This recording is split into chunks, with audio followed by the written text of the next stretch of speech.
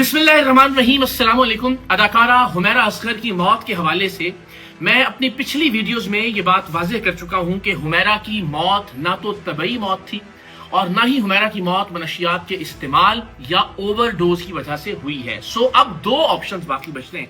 एक तो ये कि या हुमैरा ने खुद अपनी जान ले ली या फिर हुमैरा असगर को कत्ल किया गया। सोशल मीडिया पर इस वक्त दो सवालात बहुत ज्यादा डिस्कस किए जा रहे हैं और हर पाकिस्तानी इस हवाले से जानना चाहता है, क्योंकि सबसे बुनियादी सवाल जो उठाया जा रहा है वो ये कि मालिक मकान, उस अपार्टमेंट का जहां वो रहती थी और जहां से उनकी लाश बरामद हुई, उस अपार्टमेंट, उस फ्लैट के मालिक का क्या किरदार रहा है इस सारे मामले में। और लोगों के मुताबिक वो किरदार बहुत मशकूक है। तो मैं आपको 2018 से लेकर उनकी लाश मिलने तक के वाकयात मुकम्मल तौर पर आज बताऊंगा और ये बताने की कोशिश करूंगा कि उनकी जिंदगी में और उनकी मौत में इस फ्लैट के मालिक मीर वाइज खान का क्या किरदार था। दूसरा जो सबसे अहम खदशा सोशल मीडिया सार्फिन की जानिब से भी जिसका इजहार किया जा रहा है और ज़ाहिर घरों में भी इस पर बात हो रही है, वो ये कि उसकी फैमिली का उसकी मौत में क्या किरदार है। क्या ये कोई जायदाद के तनाजे का मामला हो सकता है, क्योंकि हुमैरा असगर की साबिका भाभी की जानिब से, जो कि 4 महीने पहले उनके भाई से अलग हुई, अब ये वाज़ेह तौर पर इल्जाम लगाया जा रहा है कि उनके भाई ने मुमकिना तौर पर उनकी जान ली होगी, इसलिए कि हुमैरा का अपने भाइयों से जायदाद का तनाजा चल रहा था। तो इस पर भी आज मैं मुकम्मल तफसीलात आपसे शेयर करूंगा आज की इस वीडियो में। तो आगाज करते हैं सबसे पहले मालिक मकान से। 2018 में हुमैरा असगर ने ये अपार्टमेंट किराए पर लिया था और इसके जो मालिक है, आप किराएनामा अपनी स्क्रीन पर देख भी रहे होंगे, उनका नाम है मीर वाइज खान। ये 40,000 रुपए महीने पर रेंट पर लिया था हुमैरा असगर ने और उन्होंने बतौर सिक्योरिटी डिपॉजिट 1,60,000 रुपए, जो कि इस किराएनामे में भी मेंशन है, अपने मालिक मकान को अदा किया और 2 महीने का किराया एडवांस में दिया, जो कि 80,000 रुपए की रकम है। 1,60,000 रुपए सिक्योरिटी डिपॉजिट और 2 महीने का किराया एडवांस में 80,000 रुपए इस किराएनामे के मुताबिक उन्होंने मीर वाइज खान को अदा किया। और ये तय हुआ कि हर 11 महीने में ये किराया 10% बढ़ जाया करेगा, जैसा कि आमतौर पर किसी भी किराए की जो डॉक्यूमेंट है, दस्तावेज है, उसमें ऐसा होता है। तो जब 11 महीने मुकम्मल कर लिए हुमैरा असगर ने इस अपार्टमेंट में रहते हुए, जो कि 3रे फ्लोर पर वाक़ था, तो इसको रिन्यू करने के लिए दोबारा उन्होंने राब्ता किया मीर वाइज खान साहब से, लेकिन उन्होंने इनकार कर दिया। उन्होंने कहा कि जी मैं आपके साथ बतौर किराएदार, बतौर मालिक मकान कंटिन्यू नहीं करना चाहता। सबसे अहम नुकता यह है कि वो क्या वजह थी कि जिसकी बिना पर मीर वाइज खान ने ये मकान या ये फ्लैट या ये अपार्टमेंट उन्हें मजीद किराए पर देने से इनकार किया। ये वजह अब तक सामने नहीं आई है। तनाजा इतना बढ़ा कि हुमैरा असगर खान अदालत में चली गई 2019 में और उन्होंने स्टे ऑर्डर ले लिया कि वो इसी अपार्टमेंट में, इसी फ्लैट में रहेंगी और अदालत ने बहुत आसानी से स्टे ऑर्डर दे दिया। और इस तरह के मामलात में जो लोग कानूनी मुश्तगाफियां जानते हैं वो जानते हैं कि आसानी से स्टे ऑर्डर किराएदारों को मिल जाया करता है। सो अब उन्होंने किराया अदालत में जमा करवाना शुरू किया।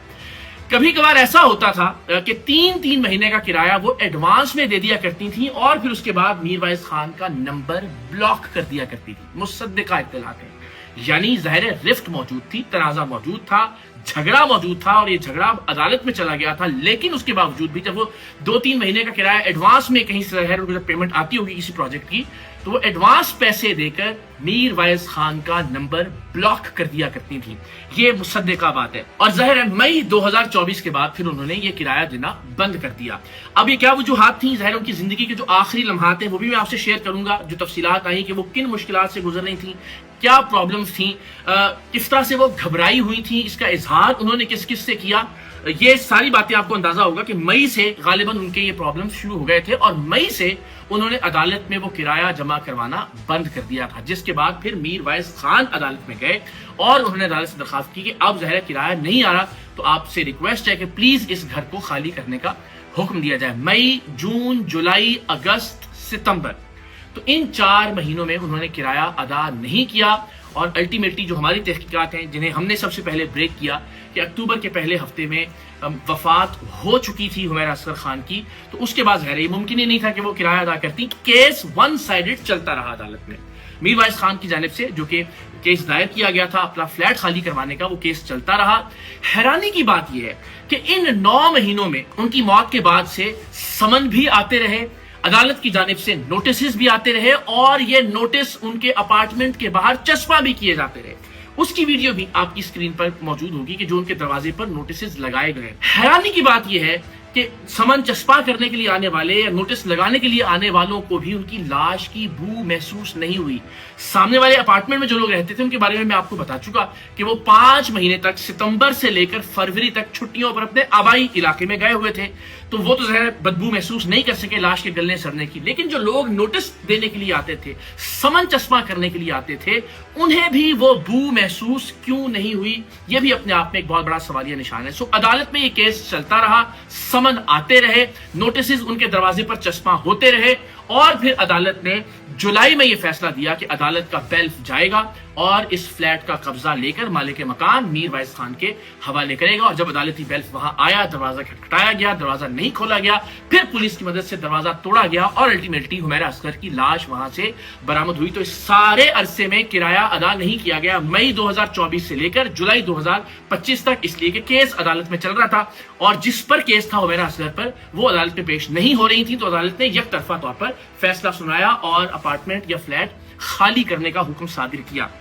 तो ये उन तमाम तर सवालात के जवाबात हैं जो सोशल मीडिया पर सार्फिन की जानिब से पूछे जा रहे हैं कि मालिक के मकान का क्या किरदार था इस सारे मामले में, उन्होंने क्यों अपार्टमेंट को खोल कर देखना मुनासिब नहीं समझा। इसलिए जब केस होता है अदालत के अंदर तो जाहिर है उसमें आप फिर अपने अपार्टमेंट या अपने घर में खुद नहीं जा सकते जब तक अदालत का फैसला ना आ जाए। लेकिन ये बात तय है कि एक रिफ्ट, एक लड़ाई, एक झगड़ा, एक तनाजा, एक नाराजगी और एक गुस्सा हुमैरा असगर और मीर वाइस खान के दरमियान 2018 से ही चल रहा था। और बहरहाल ये बात भी तय है कि अदालती कार्रवाई अपनी जगह, लेकिन उन्होंने किसी तौर पर भी ये सुराग लगाने की कोशिश क्यों नहीं की कि हुमैरा ना तो राब्ते में है, ना उनके अपार्टमेंट के हवाले से कोई खैर खबर है। बहरहाल जाहिर है ये वो तमाम निकात हैं जिनकी तहकीकात पुलिस को करनी है, इदारों को करनी है। हमने अपनी तहकीकात सामने रख दी जिनसे जाहिर है इदारे भी मदद हासिल कर सकते हैं। इससे पेशतर कि मैं इस बात की जानिब आगे बढ़ूं कि क्या उनके भाई का, उनकी फैमिली का कोई किरदार है इस सारी मामले में, पुरअसरार मौत में। सबसे अहम सवाल जो हमसाये थे, जो उनके अपार्टमेंट के सामने रहने वाली वाहिद फैमिली थी, वो 5 महीने तक महज इत्तेफाकन उन्हीं महीनों में कि जब उनकी मौत वाक़ई हुई और उनकी लाश के गलने सड़ने की बू महसूस की जा सकती थी, यानी हमारा ये ख्याल है कि अक्टूबर के पहले हफ्ते में हुमैरा असगर की मौत हो चुकी थी, लेकिन जो उनके सामने फैमिली रहती थी वो सितंबर में छुट्टियों पर जा चुकी थी और फरवरी में वापस आई।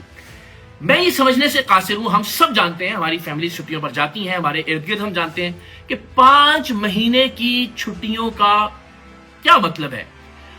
बहुत कम ऐसा होगा कि कोई अपने आबाई इलाके में 5 महीने के लिए छुट्टी पर चला जाए। इस पर भी तहकीकात की जरूरत है और वो 5 महीने बेऐने ही वही महीने के जब हुमैरा असगर की मौत हुई, हुमैरा असगर की लाश गलती सड़ती रही और चूंकि वो ऊपर की मंजिल पर थी तो जाहिर जो स्मेल है वो नीचे नहीं आती, आमतौर पर जो बू है वो नीचे से ऊपर तक का सफर करती है। सो तीसरी मंजिल से नीचे बदबू का या बू का गुमान महसूस करना उसे मुश्किल था। सामने वाले अपार्टमेंट में अगर कोई रिहाइश पजीर होता तो आसानी से उस बू को महसूस कर सकता था और रिपोर्ट कर सकता था। लेकिन कमाल इत्तेफाक है और हैरत है कि हुमैरा के सामने वाले अपार्टमेंट में जो फैमिली मुकीम थी वो 5 महीने तक छुट्टियों पर चली गई। ये भी जाहिर एक बड़ा कंसर्न है, बहुत बड़ा सवालिया निशान है। अब आते हैं हुमैरा की फैमिली की जानिब। हुमैरा के जो आखिरी अय्याम थे उसके हवाले से उनकी वालिदा ने भी और उनकी साबिका भाभी ने भी एक ही बात की है और वो ये कि वो बहुत परेशान थी। मैं बताता हूं कि कितने बहन भाई हैं हुमैरा असगर और उनकी फैमिली के क्या हालात वाकयात हैं। 4 बहन भाई हैं। सबसे बड़े भाई हैं सुहेल असगर और उनसे छोटे भाई हैं नवीद असगर जो कि उनकी लाश लेने के लिए कराची भी पहुंचे। फिर हुमैरा है और एक और बहन है। जो सबसे बड़े भाई हैं सुहेल असगर और जो हुमैरा की दूसरी बहन है, उन दोनों के बारे में हुमैरा की साबका भाभी ने यह दावा किया कि वो ज़हनी तौर पर डिस्टर्ब्ड है। यानी दोनों बड़े भाई और जो हुमैरा की बहन है वो, ये दावा है उनकी भाभी का कि वो ज़हनी तौर पर ठीक नहीं है, उनको कुछ मसाइल हैं। अब बचते हैं नवीद असगर जो कि लाश लेने के लिए गए और हुमैरा असगर जो कि अब इस दुनिया में नहीं रही हैं। भाभी 4 महीने पहले उनकी तलाक हुई हुमैरा असगर के बड़े भाई से और उन्होंने अब सामने आकर कहा कि हुमैरा असगर का तनाज़ा चल रहा था नवीद असगर के साथ और हमारा भी ये तनाज़ा था नवीद के साथ, यानी सुहेल اصغر کی اولاد کا بھی اور ان کی بیوی ہما کا بھی.